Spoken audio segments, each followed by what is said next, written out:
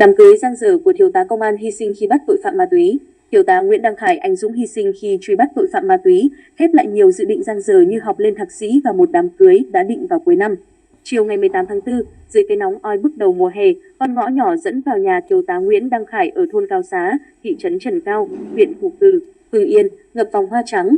Trong căn nhà nhỏ, ông Nguyễn Đăng Khương mắt đỏ hoe đứng trước linh cữu cậu con trai vừa tròn tuổi 29.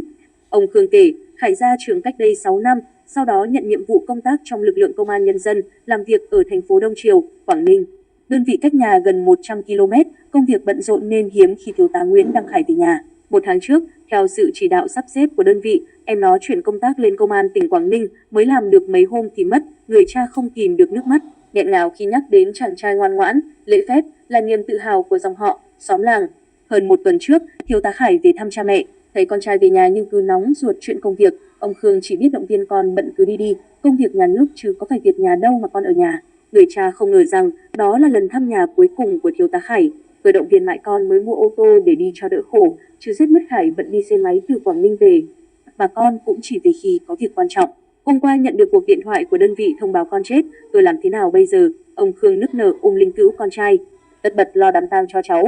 Ông Nguyễn Đăng Khán, anh trai ông Khương, chia sẻ, ông sống cạnh nhà thiếu tá Khải nên chứng kiến sự trưởng thành của cháu. Lớn lên ở vùng nông thôn, bố mẹ làm nông dân nhưng từ bé Khải là cậu bé ngoan ngoãn, chịu khó học. Ngoài giờ học, chàng thanh niên còn ra đồng nhổ mạ, cây lúa phụ giúp bố mẹ. Thời học cấp 3, nam sinh Nguyễn Đăng Khải là một trong những cánh chim đầu đàn. Gia đình động viên Khải vào ngành để rèn luyện bản thân và bảo vệ Tổ quốc.